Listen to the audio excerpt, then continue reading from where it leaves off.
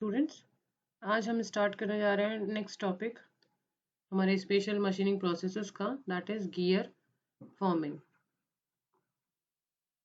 Gear forming gear forming मैंने आपको पहले मिलिंग के जो वीडियोस मैंने दिए हैं उसमें उसमें मिलिंग ऑपरेशन में मैंने आपको गियर फॉर्मिंग का एक टाइप बताया था कि एक फॉर्म टूल होता है मिलिंग ऑपरेशन में। फॉर्म टूल का इस्तेमाल किया जाता है गियर को बनाने के लिए। फॉर्म टूल का क्या मतलब होता है कि हमको जो भी चीज डिजाइन करनी होती है, ठीक है, उसका आकार प्रकार हम एक टूल में बना देते हैं और उस आकार प्रकार को हम दूसरे ब्लैंक अपने वर्क पीस में बनाने की कोशिश करते हैं। कहने का मतलब क्या है कि जैसे हमको एक हमारे पास में रेक्टेंगल शेप है का ब्लैंक वर्क पीस है, इसमें हमको इस तरह का वी ग्रूव काटना है। तो हम एक टूल लेंगे, एक कटर लेंगे, उसमें जिस जिस एंगल में ये एंगल कितना है, इसकी लंबाई कितनी है, इसकी गहराई कितनी है, हम उतना नाप करके हम उतनी ही लंबाई और गहराई का हम एक टूल बना देंगे। तो ये हो जाएगा उसको फॉर्म टूल। ठीक है, फॉर्म मतलब अपने हिसाब से उसको डिजाइन करना। तो इसी फॉर्म टूल का इस्तेमाल हम गियर के लिए भी करते हैं। तो क्या होता है कि ये जो गियर है, आप देख रहे हैं यहाँ पे डायग्राम मैंने शेयर किया है आप लोग के लिए। तो ये देखिए यहाँ पे एक गियर ब्लैंक है, एक छोटा सा गोला है ये वर्क पीस का। ठीक है, उस गियर ब्लैंक में ये दो दांत है ना, ये दो दांत के बीच का जो गैप है इसको कटर में बनाया गया है। ठीक है, ये वाला कर्व, ये कर्व दोनों के बीच का जो लैंडिंग प्रोसेस, जो लैंडिंग स्पेस है वो कर्व, ठीक है, फेस, उन सबको मिला करके इस कटर में बना दिया गया है। तो ये कटर क्या करता है, गैप को क्रिएट करता है। यहाँ गैप क्रिएट किया, फिर इस तरफ करेगा, फिर इस तरफ करेगा, तो इस तरह से एक दांत बन जाता है। जैसे हमको ये दांत बनाना है तो यहाँ कटिंग किया, फिर इस तरफ कटिंग किया, तो जो बचा हुआ पोर्शन है वो हमारे गियर के दांत के आकार प्रकार लेता जाता है। तो इसको हम कहते हैं milling form, sorry, gear forming from the milling process. यहाँ आप देख सकते हैं डायग्राम में, ये हमारा रोटेटिंग गियर शेपर कटर है। ठीक है, और ये हमारा ब्लैंक है। ब्लैंक को हमने यहाँ पे शाफ्ट में वर्किंग स्पिंडल में लगा दिया है और इसको हम गोल घुमा रहे हैं। और ये हमारा जो कटर है यहाँ पर ये गियर के दांतों को बनाता चला जा रहा है। ठीक है, वैसे यहाँ पर भी है, ये हॉबिंग है, गियर हॉबिंग। ये मैं आपको और डिटेल में पढ़ाऊंगी नेक्स्ट, इसके आगे में। ठीक है, ये गियर हॉबिंग है, इसमें भी वही शेप बनाया गया है जो कि गियर में हमको, जैसा हमको चाहिए। ठीक है। जैसे आप लोगों ने पढ़ा भी होगा, कई बार आप लोगों ने खेल खेल में देखा भी होगा, हम एक छोटा सा लेटर वाला एक स्टेंसिल आता है ना, एक स्टेंसिल आता है जिसमें ए बी सी डी इस तरह से 1 2 3 नंबर्स लिखे होते हैं। हम क्या करते हैं, इनके बीच में अपनी पेंसिल घुसा करके हम वही चीज लिखने की कोशिश करते हैं जो कि स्टेंसिल में लगा होता है। तो वही चीज लिखाती, वैसा ही लिखाता है जैसा स्टेंसिल में बना हुआ होता है ना। तो ये है, इसको आप एक फॉर्म मिलिंग टूल को आप एक स्टेंसिल की तरह ही समझ सकते हैं, जिसमें वो आकार प्रकार बना हुआ है जो हमको गियर में चाहिए। तो गियर फॉर्मिंग जो टूल होता है वो मिलिंग ऑपरेशन में ही, मिलिंग मशीन में ही किया जाता है फॉर्मिंग टूल का इस्तेमाल करके। ठीक है, तो इसमें ये जो फॉर्म मिलिंग कटर है, जो फॉर्म इसको इस हाँ, इस कटर को हम फॉर्म मिलिंग कटर कहते हैं। और इस कटर में it have the shape of the teeth similar to the tooth space, जैसा मैंने आपको बताया। ठीक है, और ये जो आप देख सकते हैं यहाँ पर, अगर इसको मैं एक्सटेंड करूं इसको, तो ये इस तरह से गोल गोल बनेगा यहाँ पर। ठीक है, और ये हो गया रेडियस, तो रेडियस से परपेंडिकुलर है। ठीक है, तो हम इसको क्या कह सकते हैं कि ये जो कटर है वो रेडियली वर्क पीस के साथ में कनेक्ट किया जाता है till the full depth is reached. जितना हमको डेप्थ चाहिए उतना डेप्थ हमको मिल जाए तब तक के लिए। ठीक है, और वर्क पीस जो है उसको हमेशा कटर के साथ में कांटेक्ट में रखा जाता है, जितना कितना कांटेक्ट में, जितना हमको डेप्थ चाहिए। इस तरह से यहाँ पर कटिंग प्रोसेस होता है। और ये इस तरह से, ये जो गियरिंग प्रोसेस है ये हमेशा स्मॉल वॉल्यूम के लिए, अगर थोड़े बहुत हमको गियर बनाने होते हैं तो स्मॉल वॉल्यूम प्रोडक्शन के लिए इसका इस्तेमाल हम कर सकते हैं।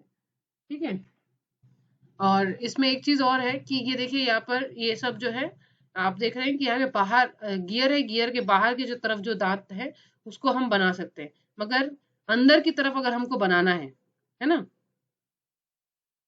अगर हमको अंदर की तरफ में गियर बनाना है, मतलब ये ब्लैंक है और यहाँ पर हमको दांत बनाने हैं अंदर की तरफ, तो इस तरह के इंटरनल गियर्स, इसको क्या कहते हैं, इंटरनल गियर।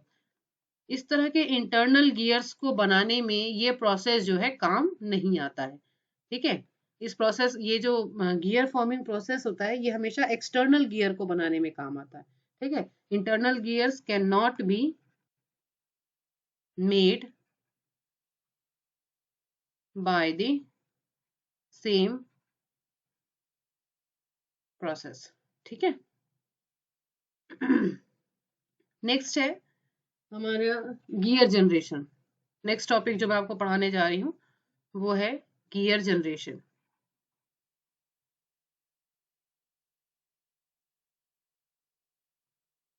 ये सब स्पेशल मशीनिंग प्रोसेसेस है। गियर जनरेशन जो होता है, इसमें क्या होता है कि जो गियर्स है, गियर प्रोडक्शन मेथड जो है, इसमें प्रोडक्शन मेथड, गियर को बनाने की प्रक्रिया है ना, वो क्या होती है, काफी फास्ट होती है। फास्ट होती है और हमेशा ये फास्ट है, इसीलिए सूटेबल रहती है, सूटेबल फॉर मास प्रोडक्शन।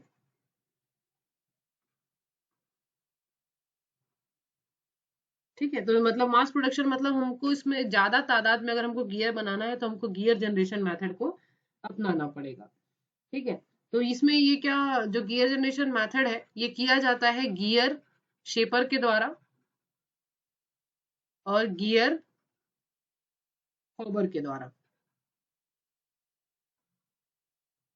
ठीक है, इसमें हम आसानी से हाइप स्पाइरल गियर बना सकते हैं, हाइपोकॉइड गियर बना सकते हैं, बिवल गियर बना सकते हैं। ठीक है, स्ट्रेट टूथ के बियबल गियर बना सकते हैं। आसानी से हम इनका ये सारे अलग अलग प्रकार के गियर को हम इस गियर जनरेशन मेथड से बना सकते हैं। तो सबसे पहले हम ये गियर शेपर और गियर हॉबर को समझने की कोशिश करते हैं कि ये गियर शेपर क्या होता है। ठीक है, ये जो डायग्राम मैंने यहाँ डाला है ये है गियर शेपर का। ठीक है, ये डायग्राम है, आप देख सकते हैं, ये टूल है हमारा, ये कटिंग एक्शन है, यहाँ पर ये जनरेशन मूवमेंट है, ये वर्क स्ट्रोक यहाँ से यहाँ तक, रिटर्न स्ट्रोक है, ये यहाँ पर फीड दिया जाएगा, ये पार्ट है, और ये गियर जनरेटिंग प्रोसेस है। ठीक है, गियर शेपर में क्या होता है, जो प्रिंसिपल मोशन है इसका, गियर शेपर का,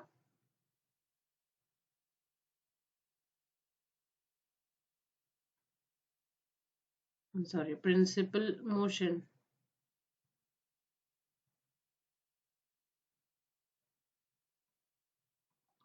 जो प्रिंसिपल मोशन होता है इन रोटेशन का, principal motion for rotary gear shaper जो होता है वो होता है, सबसे पहले तो कटिंग मोशन होता है, मतलब गोल घूमने के दौरान दौरान ये कट करने की प्रोसेस करता है। दूसरा, इसमें रिटर्न स्ट्रोक होता है, एक बार जाता है, कट करता है और वापस आता है। तीसरा मोशन जो होता है वो इंडेक्सिंग मोशन होता है। इंडेक्सिंग मैंने आपको बताई है पहले भी, आपको जब मैंने डिफरेंशियल इंडेक्सिंग और कई प्रकार के इंडेक्सिंग मेथड बताया है जब मैं आपको टरेट पढ़ा रही थी। ठीक है, इंडेक्सिंग मोशन होता है इसमें। तीसरा और चौथा मोशन होता है completion, completion of cutting operation. तो ये चार प्रकार के मोशन होते हैं गियर शेपिंग के दौरान में। ठीक है, तो इसमें क्या होता है, कटर और ब्लैंक को एक दूसरे से कनेक्ट कर दिया जाता है। ये हमारा ब्लैंक है जिसमें हमको गियर को बनाना है, और ये हमारा कटर है जिससे हम गियर को बनाएंगे। ठीक है, तो इसके बाद क्या किया जाता है, सबसे पहले हम गियर को इस ब्लैंक में वहां तक धसाते हैं जहां तक कि हमको इसकी गहराई, इस दांत की गहराई हमको जहां तक की चाहिए होती है। ठीक है, उसके बाद धीरे धीरे हम क्या करते हैं, उसको रोटेट करना स्टार्ट करते हैं। जब ये इसको रोटेट करने के स्टार्ट करते हैं, हमारा जो वर्क पीस है इसको हम रोटेट करने का कोशिश करते हैं, और इसको जो है हम धीरे धीरे नीचे की तरफ लाते जाते हैं, मतलब ये गोल घूमता जाता है और ये नीचे की तरफ आता जाता है। तो जब ये नीचे की तरफ कटर आता है तो ये क्या करता है, इसको काटते हुए चला जाता है। ठीक है, काटने के बाद कुछ स्पेस को छोड़ता है, फिर हम इसको क्या करते हैं, ऊपर खींच लेते हैं, फिर ये नीचे काटता है, फिर इसको हम गोल घुमा देते हैं, अपने वर्क पीस को, ठीक है। और ये गोल घूमता जाता है, जो गोल घूम के छोटा छोटा ये स्पेस छोड़ता है, ये जो स्पेसेस है ये दांत बनते जाते हैं। और स्पेसेस कैसे छोड़ता है? थ्रू द इंडेक्सिंग मेथड, ठीक है। तो इस तरह से आपका जो गियर शेपिंग जो है, गियर अपना शेप लेना स्टार्ट करता जाता है, ठीक है। मैं एक बार और बताती हूँ आपको। ये जो गियर है हम क्या करते हैं, इसको कटर को गियर ब्लैंक के साथ में कनेक्ट करते हैं। सबसे पहले सेट करते हैं। सेट कहाँ तक करते हैं कि जितना हमको इसकी गहराई चाहिए, कितनी गहराई चाहिए वो हमको पता होती है, और उस गहराई के हिसाब से हम अपने कटर को इसमें फेड करते हैं। फेड करने के बाद क्या करते हैं, हम इस टूल को नीचे की तरफ धसाते जाते हैं। धसाने के दौरान क्या होता है, ये इसको कट करता जाता है। मतलब मान लीजिए पहला दांत है तो ये इतना पोर्शन जो है काट करके निकाल देगा। फिर हम इसको ऊपर की तरफ ले जाएंगे, और फिर हम गियर को हम इस तरफ घुमाते हैं, गोल घुमाते हैं। फिर क्या करते हैं, फिर इसको नीचे लेके आते हैं, तो फिर वो बचे हुए स्पेस को काटता है। इस तरह से क्या होता है, प्रोसेस जो है कंटिन्यूअस होता जाता है। हमारा जो वर्क पीस है वो गोल घूमता जाता है, और जो हमारा कटर है वो ऊपर और नीचे टू और फ्रो मोशन करता जाता है। तो इसमें क्या होता है इस तरह से कंप्लीट एक राउंड होने तक जो हमारा गियर है वो कटिंग प्रोसेस करता जाता है। तो इससे क्या होता है, इसकी एक्यूरेसी भी काफी होती है ना। इसका बेनिफिट ये है कि इसकी एक्यूरेसी काफी होती है और स्मूथ फिनिश हमको मिलता है, ठीक है। क्योंकि ये जब नीचे जाता है तब भी कट करता है, और जब कटर ऊपर आता है तब भी कट करते हुए निकलता है, ठीक है। तो इसकी फिनिशिंग प्रोसेस भी काफी अच्छी होती है। इस मेथड का इस्तेमाल करके हम हेलिकल गियर बना सकते हैं, ठीक है। हेलिकल गियर्स को इसका इस्तेमाल करके हम हेलिकल गियर्स बना सकते हैं। नेक्स्ट है हमारा गियर हॉबिंग।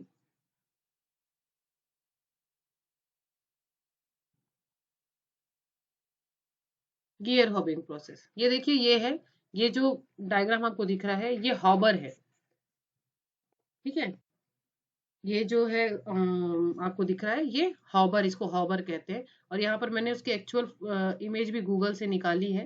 देखिए ये जो है हॉबर है, और ये है गियर जहाँ पर हम गियर को बना रहे हैं, ठीक है। यहाँ पे अलग अलग एक साथ कई दांत बनते चले जाते हैं, ठीक है। दिख रहा है आपको यहाँ पर, ये टूथ का फेस है, ये कीवे है, ये सारा डायग्राम आप बना लेंगे। ये कटिंग फेस विड्थ है, लीड है ना।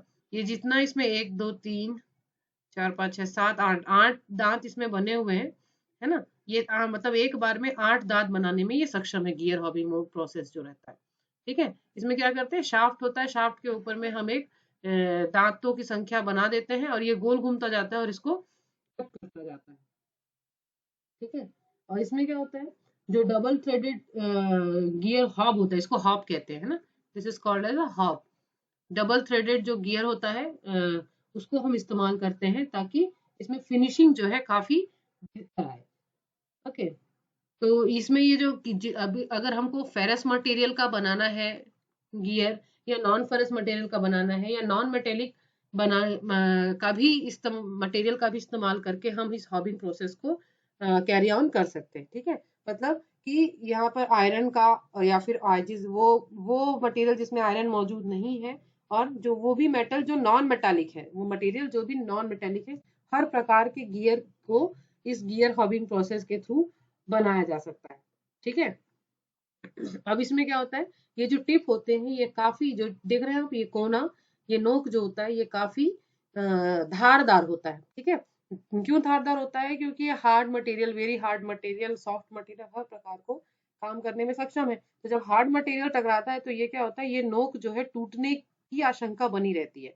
ये नोक टूट जाएगा तो फिर गियर की तीत सही तरीके से कटेंगे नहीं, ठीक है। तो क्या होता है, इन जो ये हॉब रहता है, हॉब की जो टीथ होती है, इस टीथ के ऊपर कार्बन की कोटिंग कर दी जाती है। मतलब इसके जो टीथ होते हैं इसमें कार्बाइड टिप बना दिया जाता है, कार्बाइड टिप दिया जाता है, ताकि ये दोनों जब आपस में घर्षण के दौरान और किसी तरह के इम्पैक्ट फोर्स लगने के दौरान ये जो इसकी टिप है हॉब की, ये टूटे ना, ठीक है। तो इसलिए इसको स्ट्रॉन्ग और स्ट्रेंथ देने के लिए हम कार्बाइड टिप वाले हॉब का भी इस्तेमाल करते हैं, ठीक है।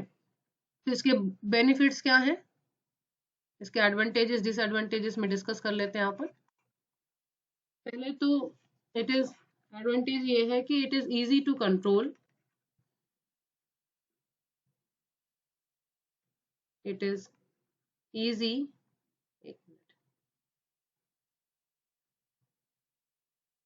It is easy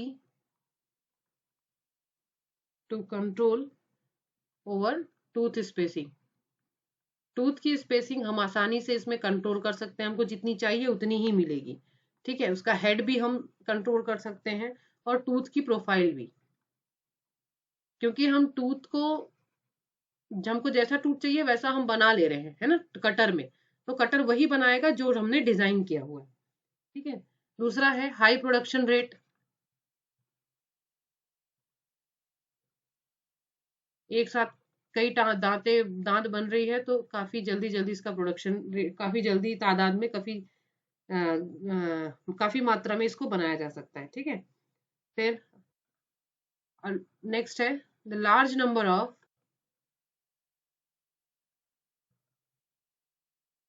similar type of gear can be manufactured. एक ही जैसे, एक ही प्रॉपर्टी के कई गियर एक बार में बनाए जा सकते हैं। ठीक है। फोर्थ बेनिफिट क्या है? फोर्थ बेनिफिट जैसे मैंने बताया, all types of spur and helical gear can be made।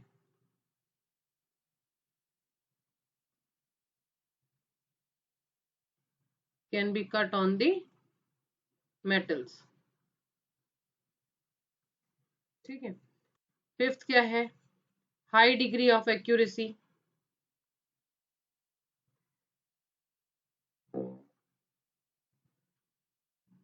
Sixth है operation is very simple.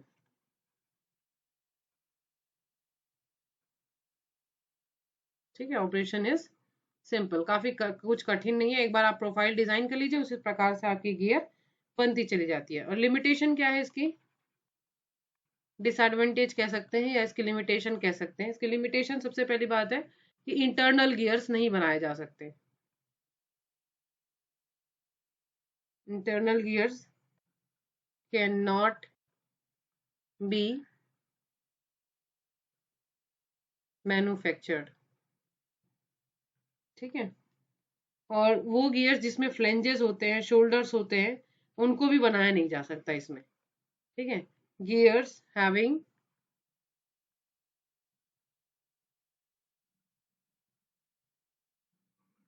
shoulders and flanges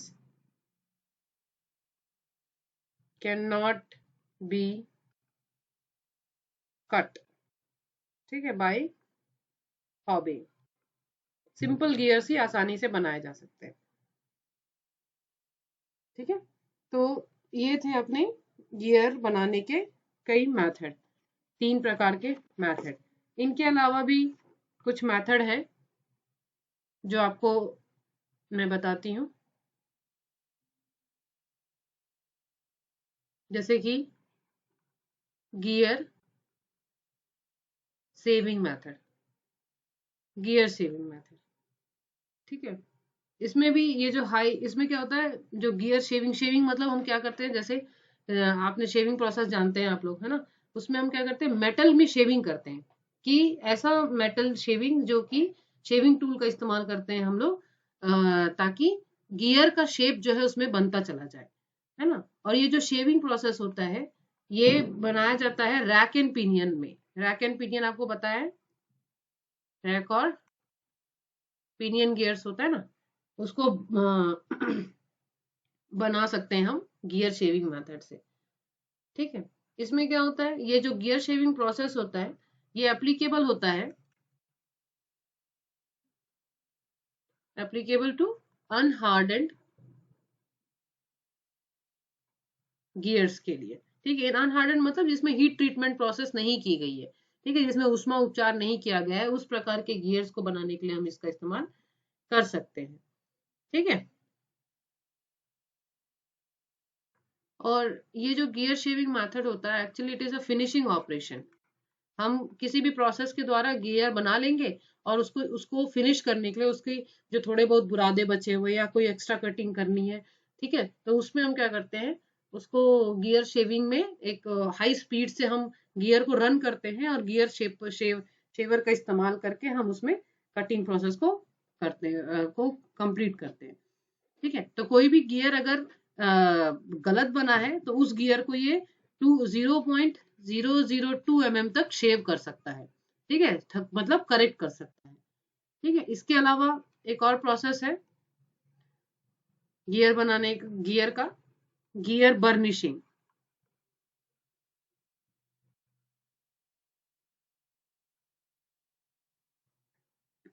gear burnishing process में क्या होता है, बर्निशिंग जो होता है ये कोल्ड वर्किंग प्रोसेस है, एक प्रकार का कोल्ड वर्किंग ऑपरेशन है, जिसमें क्या होता है जो गियर होता है हमारा, मान लीजिए हमारा गियर है, इसको क्या किया जाता है, बर्निशिंग गियर एक अलग से होता है, इसके साथ में दबाव में रखा जाता है, काफी इसको दोनों को आपस में मिला करके दबाया जाता है। ठीक है, कांटेक्ट में करके अंडर प्रेशर इनको ट्रीट किया जाता है, ताकि ये जो है गियर जो है अपना शेप जो है प्रॉपरली ले पाए। ठीक है, तो इसकी मगर ना इसकी क्या होती है, लाइफ बहुत कम होती है, क्योंकि जो इसका लेयर होता है, जो लेयर बनता है बर्निशिंग के दौरान, उसका जो क्वालिटी रहता है वो एमोर्फस रहता है,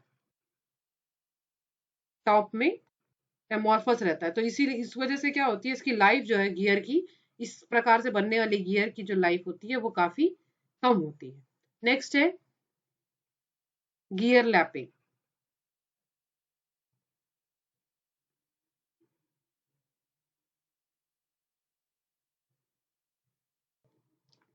गियर लैपिंग जो होता है ये भी एक तरह का फिनिशिंग प्रोसेस है, गियर फिनिशिंग प्रोसेस है। It is a type of a finishing process. इसमें क्या होता है, एक गियर लैप होता है, ठीक है, और ये हमारा ऑब्जेक्टिव लैप होता है, ये इसको हम रन करते हैं, इसको फिर इसके वजह से ये रन होना शुरू हो जाता है, और उसकी वजह से तीसरा जो गियर रहता है वो कांटेक्ट में आता है, और तीनों को हम आपस में प्रेशर में दबा करके रखते हैं। तो ये क्या करता है, छोटा छोटा जो मटेरियल होता है करेक्शन के दौरान करेक्ट करते हुए गियर को करेक्ट भी करता है, और साथ में फिनिशिंग भी लाता है इसमें। ठीक है, अगर थोड़ी बहुत गलतियां हमसे मैन्युफैक्चरिंग के दौरान हो जाती हैं, तो गियर लैपिंग मेथड का इस्तेमाल करके हम अपने गियर को करेक्ट भी कर सकते हैं, और साथ में फिनिशिंग ऑपरेशन भी परफॉर्म कर सकते हैं। तो ये जो गियर लैपिंग प्रोसेस होता है, इसमें very small amount of material, बहुत कम अमाउंट मटेरियल का रिमूव किया जाता है।